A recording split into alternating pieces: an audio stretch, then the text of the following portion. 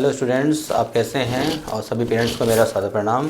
आज जो कि क्रिसमस डे है, तो आप सबको मेरी तरफ से हार्दिक शुभकामनाएं और तुलसी पूजन की भी आपको हार्दिक शुभकामनाएं। कल के पार्ट्स में हमने आपको सिखाया था कि जो है टेंस के कितने काइंड्स होते हैं। आज उसी में सबसे पहला हम प्रेजेंट इंडेफिनिट टेंस के बारे में पढ़ेंगे। तो आपको हम पढ़ा रहे हैं प्रेजेंट इंडेफिनिट टेंस। तो प्यारे बच्चों थोड़ा ध्यान से देखिएगा, छोटी क्लास के बच्चे थोड़ा और ध्यान से देखेंगे कि इसमें आपको क्या बताया जा रहा है। तो आज सबसे पहले हम बताएंगे कि प्रेजेंट इंडेफिनिट टेंस की पहचान कैसे करते हैं, क्योंकि हमको हिंदी लैंग्वेज सबको हिंदी लैंग्वेज जो है सबको बहुत अच्छे से आती है। तो हिंदी के वाक्यों के अंत में ता है, ती है, ते हैं आदि आता है तो उसे प्रेजेंट इंडेफिनिट टेंस कहते हैं। तो ये इसकी पहचान है। जैसे वह गाँव जाता है, वह खाना खाता है, वह वहाँ जाता है, वह वहाँ जाती है। ऐसे जो भी सेंटेंस आएंगे लास्ट में जिसमें ता है, ती है, ते हैं का लिखा हुआ आएगा या साउंड आता है तो वो प्रेजेंट इंडेफिनिट टेंस कहलाता है। इसके बाद हम इसके रूल्स की बात करते हैं। तो रूल्स में जब बात करेंगे तो सबसे पहला आता है हेल्पिंग वर्ब। हेल्पिंग वर्ब का मतलब होता है सहायक क्रिया। जिस तरह से हमने हिंदी में एक पहचान की कि इसमें ता है, ती है, ते हैं आता है, उसी तरह इंग्लिश लैंग्वेज में भी कोई ना कोई पहचान होनी चाहिए। तो वो पहचान है हेल्पिंग वर्ब के रूप में। तो जो सबसे पहली helping verb present indefinite tense में यूज़ की जाती है वो करते हैं डज और डू। तो हेल्पिंग वर्ब में डज और डू है, तो डज का भी यूज़ अलग होगा। और दो ऑप्शन अगर मिलते तो हमेशा उनका यूज़ अलग अलग कंडीशन में किया जाता है। तो जो सबसे पहला डज है वो हम इस्तेमाल करेंगे सिंगुलर नाउन के साथ। जैसा कि मैंने कल के वीडियो में आपको बताया था कि singular noun he, she, it और सिंगल नेम के साथ यूज़ होता है। तो जहाँ पर भी ही आएगा तो वहाँ आप डज यूज़ कर सकते हैं, सी आएगा तो आप डज यूज़ कर सकते हैं, इट आएगा तो आप डज यूज़ कर सकते हैं। इसी तरह आप डू के साथ भी आप लगा सकते हैं। डू के साथ I do, they do, you do, इस तरह से। तो हेल्पिंग आपको आशा समझ में आ गया। इसके बाद जो है वर्ब की, जो कल आपको वर्ब के बारे में बताया था, वर्ब का जो यूज़ किया जाता है इसमें फ़र्स्ट फॉर्म के साथ एस या ई एस का यूज़ किया जाता है। तो वर्ब की फ़र्स्ट फॉर्म के साथ एस या ई एस का यूज़ करेंगे तो इसमें जो है आपके पास फिर ऑप्शन आ गया ई एस और एस कहाँ यूज़ करेंगे। तो आपने इंग्लिश में पढ़ा होगा वॉवल्स एंड कॉन्सोनेंट। तो वॉवल्स में जो आता है वो ए, ई, आई, ओ, यू आता है। अब आप ध्यान से देखिएगा। जैसे वर्ड लिखा है गो, गो में लास्ट में आ गया ओ, तो ओ क्या है, वॉवल्स है कि कॉन्सोनेंट है? अगर ये वॉवल्स है तो आप ई एस लगा दीजिए, तो क्या बन गया, गोल बन गया। नेक्स्ट हम लेते हैं ईट, ई ए टी, ईट हो गया। तो लास्ट में क्या लिखा है, टी, और टी में क्या आता है, टी क्या होता है, कॉन्सोनेंट होता है। तो टी के साथ हम एस लगाएंगे तो क्या बन जाएगा, ईट्स बन जाएगा। लेकिन कहीं पर अगर वॉवल्स का ई पहले से मौजूद है, जैसे टेक, टी ए के ई, टेक, तो हमें केवल एस जोड़ना है, उसमें हम डबल ई एस नहीं जोड़ेंगे। तो हम लिखेंगे टेक के साथ एस, यानी टेक्स हो जाएगा। तो इतना आपको समझ में आ गया हेल्पिंग वर्ब और वर्ब के बारे में। इसके बाद हम सेंटेंस की बात करेंगे। तो हम यहाँ सेंटेंस पहले स्टार्ट करते हैं। अफर्मेटिव सेंटेंस, जिसको हम सिंपल सेंटेंस के नाम से जानते हैं। तो एक जैसे मैथ में फॉर्मूला होता है प्लस बी का whole square, A square plus B square plus 2ab, same ऐसे करके हम फॉर्मूले बेस पे इसको लेके चलेंगे।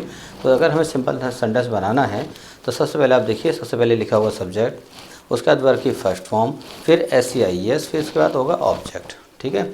नेगेटिव में अगर हम बात करेंगे तो सबसे पहले आएगा हमारा सब्जेक्ट, सब्जेक्ट के बाद आएगा does not, do not, verb की फर्स्ट फॉर्म प्लस ऑब्जेक्ट आएगा। थर्ड नंबर पे है हमारा इंटरोगेटिव। इंटरोगेटिव में पहले डज और डू आगे आ जाएगा। हेल्पिंग वर्ब हम आगे अगर ले आएंगे तो वो इंटरोगेटिव का वर्क करेगा। तो डू डज आ जाएगा, उसके बाद हमारा सब्जेक्ट आएगा, फिर वर्ब की फर्स्ट फॉर्म आएगी, उसके बाद हमारा ऑब्जेक्ट आएगा, लास्ट में इंटरोगेटिव क्वेश्चन मार्क जिसको आप कहते हैं वो साइन आएगा। इंटरो नेगेटिव, जिसमें क्वेश्चन भी पूछा जाए और नेगेटिव भी आ जाए, मतलब मना भी करे, तो वो हमारा आएगा डज और do plus subject plus note, verb की फर्स्ट फॉर्म प्लस ऑब्जेक्ट, उसके बाद क्वेश्चन मार्क। ये जो फिफ्थ वाला सेंटेंस है ये बड़ा मज़ेदार है। ये इसलिए मज़ेदार है कि जो नॉर्मली 4 सेंटेंस होते हैं वो तो ठीक है, लेकिन अगर उसमें क्यों, कब, कहाँ, कैसे, व्हेन, हाउ, व्हाट, विच, ये सब अगर वर्ड्स आएंगे तो इनको हम WH फैमिली कहते हैं। इनको हम WH फैमिली के नाम से मिलाते हैं। इनको हम क्वेश्चन इंटरोगेटिव वर्ड्स भी कहते हैं। तो जैसे कि अगर ये सेंटेंस अगर आ जाते हैं तो हमारा सेंटेंस नंबर 5 आ गया, जिसको हम WH family question interrogative sentence के नाम से भी जानते हैं। तो सबसे पहले हमारा WH आएगा, फिर डू डज आएगा, फिर हमारा सब्जेक्ट आएगा, उसके बाद वर्ब की फर्स्ट फॉर्म आएगी, फिर हमारा ऑब्जेक्ट आएगा, फिर क्वेश्चन मार्क आएगा। इसमें भी अगर हम नेगेटिव को इंक्लूड कर लेते हैं तो हमारा WH नेगेटिव फैमिली कहेंगे। तो इसको क्वेश्चन बेस पर कहा जाएगा कि डू, आपका WH पहले आएगा, फिर आपका डू डज आएगा, फिर आपका सब्जेक्ट आएगा, फिर आपका नोट आएगा, वर्ब की फर्स्ट फॉर्म आएगी, फिर आपका ऑब्जेक्ट आएगा, फिर क्वेश्चन मार्क आएगा। तो इतना आपको समझ में आ गया होगा। नेक्स्ट जो है, अब बिना एग्जाम्पल के कोई चीज़ समझ में नहीं आती। तो हम चलिए हम एग्जांपल लेते हैं, सेंटेंस लेते हैं। सबसे पहला सेंटेंस हम लेते हैं, जैसे वह घर जाता है। वह घर जाता है सिंपल सेंटेंस आपका हो गया। इसको हम बनाएंगे, वह की इंग्लिश क्या होती है, ही, फिर आपने लगाया जाता है तो ता है तो हो गई पहचान, जाना हो गया वर्ब, वर्ब की इंग्लिश हो गई यहाँ पे जाने की गो, तो हम लिखेंगे ही गो।